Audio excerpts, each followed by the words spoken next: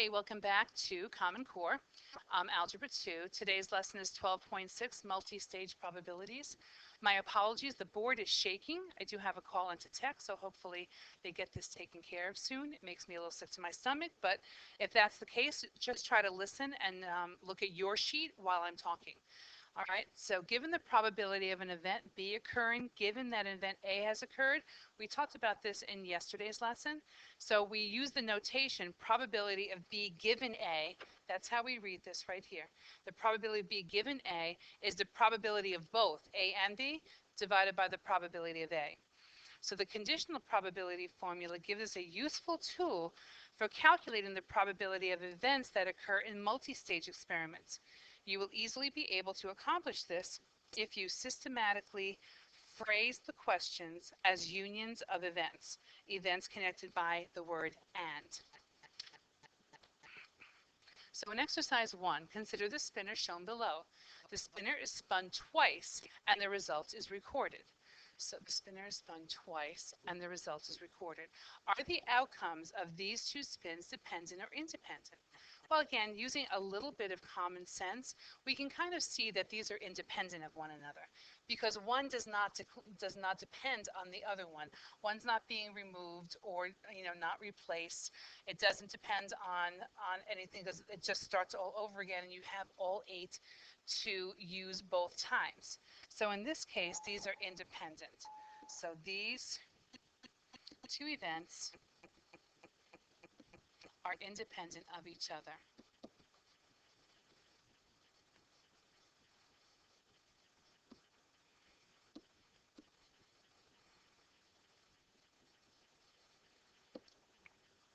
What is the probability that you will get an even on the first spin and a number greater than 5 on the second spin? So the probability, so what we're doing here is what's the probability of an even and a number greater than 5? So the probability of getting an even number will be 2, 4, 6, and 8. So that's 4 out of 8. And the probability of getting a number greater than 5 would be 6, 7, or 8, which is 3 out of 8. And simply what we do with these two is we just multiply them together. You can use your calculator, or when you multiply fractions, you multiply straight across. So 4 times 3 is 12. 8 times 8 is 64. And you can reduce that to 3 over 16.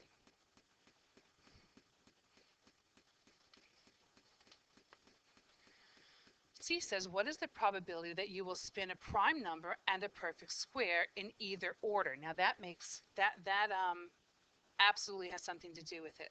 So what we're doing is we're saying what's the probability of a prime and a perfect square, or the probability of a perfect square and a prime.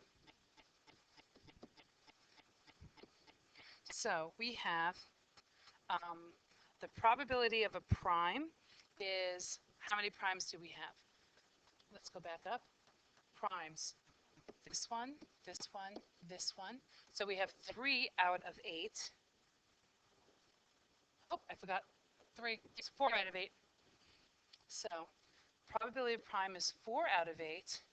The probability of a perfect square, perfect squares are 4, 1, and that's it, 4 and 1. So that's going to be 2 out of 8. So plus, when you have the or, that means plus the same situation, 2 out of 8 times 4 out of 8. So you're going to get 8 out of 64 plus 8 out of 64, which is equal to 16 over 64, which reduces to 1/4.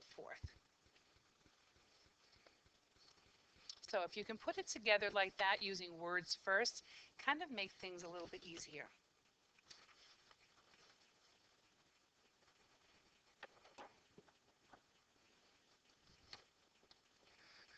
As experiments grow more complicated with more stages, theoretical probability becomes increasingly more complicated.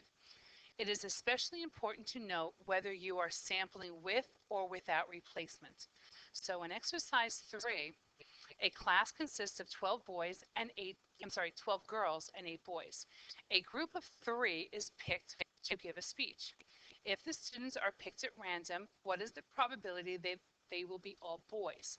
Use the events below to show how you calculated your final answer. So what we're doing here is that the event E1, we say a boy is picked first. E2 is a boy is picked second, and E3 is a boy is picked third. So what we're looking for is here, what's the probability of E1 and E2 and E3? Now be careful here because we're assuming that if E1 went, then they're not going to be picked for the second and third time because that wouldn't be fair. We're assuming that each boy has one speech to give. So out of the 12 girls and 8 boys, it means our denominator will be 20, all right, for the first go round. So how many boys do we have to choose from that 20? We have 8. So there's my E1. My E1 is 8 out of 20. And means times. E2. Now, one boy already went. So how many boys do we have left? We have 7 boys out of 19 students to choose for the second go-round. And then we have the third one. We're going to follow the same situation where we have now only 6 to choose from out of 18 students left. So if we do the math here, we get 336 over 6,840, and that reduces to 14 over 285. Please do that in your calculator. Don't think you have to reduce that on your own. So it's just about thinking about whether or not you're replacing, or even if the scenario kind of implies that you're not replacing like this one did. Okay, so exercise 4 when you're ready.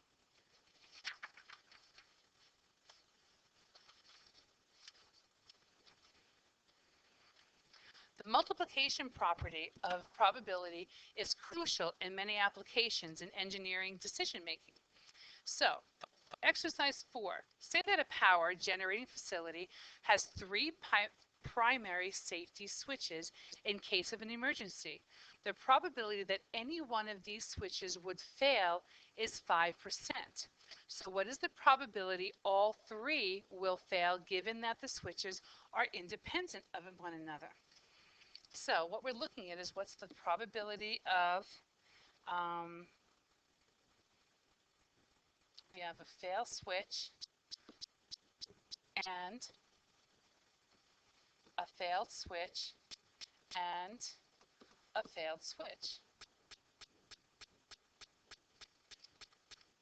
So this is very similar to the one that we just did. All right, so out of our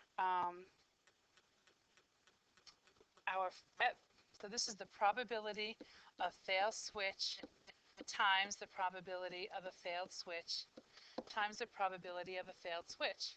So we know it's 5%, but we know in mathematics it's 0.05 times 0.05 times 0.05, which is approximately 0.0125. I'm sorry, that's the percent. So if you multiply these together, you actually get 0.000125. And then if we change it back into a percent again, it says what is the probability? So as far as I'm concerned, I think this should be the answer. But if they had multiple choice and they were asking for a percentage, you'd have to change it back to a percentage again. Many times when we're using the multiplication rule, we need to be careful about how we frame the question. But if we properly frame it in terms of and or with logical connectors, then the rules of probability will work out. So taking a look at exercise 5, a company was determining the effectiveness of a warranty sales on computers. They took data on the number of customers who purchased warranties on 2 different brands of computers. If a computer was chosen at random, what is the probability they did not purchase a warranty? So again, trying to put this in terms of words, we need to find the probability someone bought type 1 and didn't buy a warranty, or type 2 and didn't buy the warranty. So this is going to be the probability of, let's say, T1 and no warranty. All right, we need to know what the probability of T2 is and no warranty.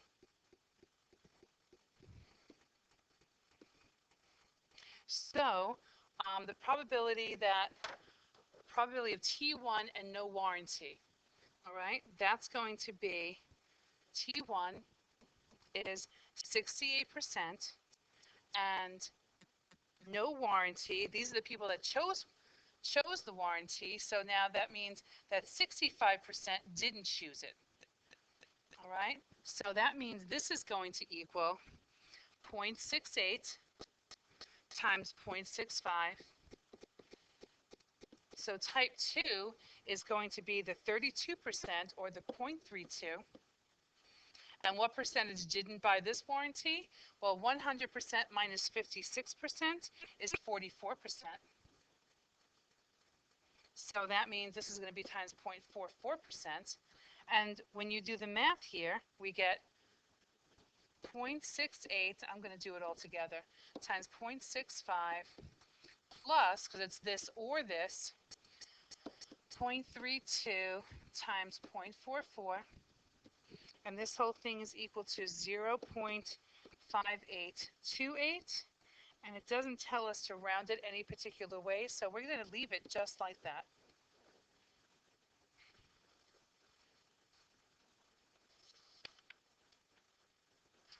All right, so this was not a bad lesson. Almost kept it under 12 minutes. So I'm going to end it now so that way I don't go too much further. And I'll see you again tomorrow. Bye-bye.